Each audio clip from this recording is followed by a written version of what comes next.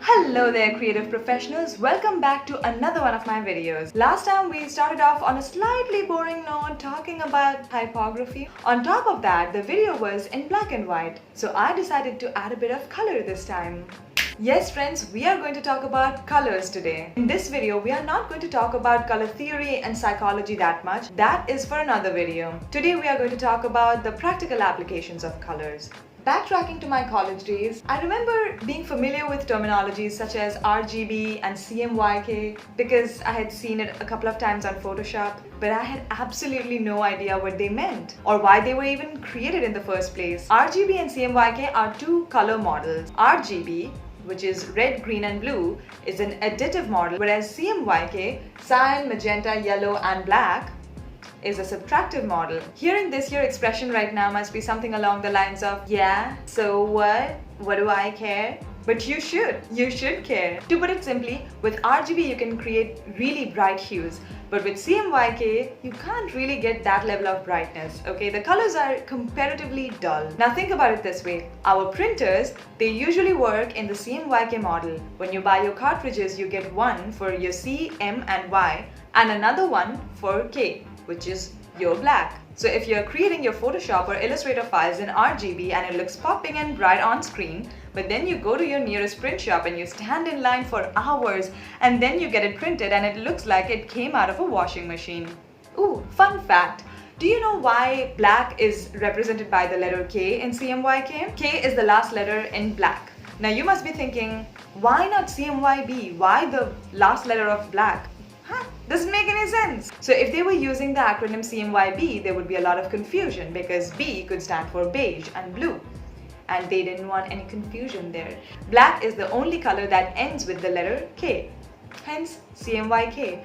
Now you must be thinking, well then why is it RGB? Why is it not RGE? Well, that's because RGB, this combination, is a very well-known combination. Like, go back to your school days. Even when you were studying the basics of optics and everything, absolute basic of color theory, that was always there. RGB, this color model is very, very popular, has been that way for years now, whereas CMYK, unless you're really in the print industry or someone from an allied field, there's a good chance that you probably don't know any of these colors like cyan, magenta. So coming back to the point, you should use RGB only when you're working on digital material, but if you're planning to print something, always use CMYK. Otherwise your PDF or your file and your printed material will not look the same. So as a rule of thumb, whenever you are setting up your Photoshop, your Illustrator, your InDesign file, make sure that from the get-go you've set your color model based on whatever your requirements are. But what do I do if I already have a file created for digital circulation but then I want to get it printed? What do I do then? Well then, it sucks to be you, I guess. Nah, I'm kidding. You can do one of the following three things. You can either go with CMYK if you can imagine there can possibly be a requirement to print it out, or you can create with RGB and then accept whatever comes out of the printer, or you can create a new file with a CMYK model and then copy paste all of your RGB layers to that one and then adjust the different hues manually before it is ready to be printed out. So the way CMYK and RGB colors are represented are through a bunch of numbers. So for CMYK there are 4 numbers, for RGB there are 3. Each number corresponds to the color value of each of the constituents. So for RGB you have the red values, you have the green values, you have the blue values. For CMYK you have the cyan, magenta, yellow, black values. And each of these values can go from 0 to 255. So there are a total of 256 color values that you can assign to any one of them. And to put it simply, the higher you go on the color value scale, the closer it will be to the intersection of those circles. So if you see for RGB, the higher the number, if it's like 255, 255, 255, it's white. For CMYK, it's black. And it also happens the other way around. For RGB, 000 is black. For CMYK, 0000 is white. Okay? Am I making sense? I hope I am. So the bottom line is RGB is for digital, CMYK is for print. Okay? Alright. Now you must be thinking, what is a hex code? Why do I sometimes see hashtag numbers assigned to colors? What is that all about? Well, that is another representation of color values. Hex colors have 6 digits, and just like the hexadecimal numbers, there are 16 digits that are used in this color coordinate system. You have 0 to 9, and then you have A, B, C, D, E, F. One example of a hex color can be hashtag FF0000. Another one can be hashtag 008C88, etc. But if we use RGB for digital, then what's the requirement of a hex code, right? Are they the same thing? Are they different? What's the deal here? The answer is very straightforward and practical. Hex code is not a different color channel, it's just a different way of showing RGB values. So what happens is that when you have to copy an RGB value, you have to go and copy and then paste the values from 3 different windows, and that becomes extremely hectic when you're trying to work on a website or you're working on a mobile or web application. Because when you work with tools like Illustrator, Photoshop, InDesign, you can just go and assign different colors at random. You just select certain things and you just assign certain colors. It's much easier. But when you're writing code in CSS, it's not that easy. You have to go and manually assign the color values, and if you have to write it 3 times over, it just becomes extremely cumbersome. Imagine a website, a mobile or a desktop application, and you have to write it so many times over. It's like 3 times the effort.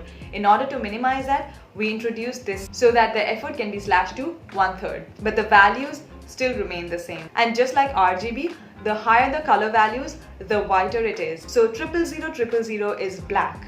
And then when we go to the absolute top, which is FFFF, that is white. And because RGB and hex code are practically the same thing, when you go to your Photoshop, Illustrator and InDesign, you will always see that these two are clubbed under the same panel, whereas CMYK has a different panel of its own.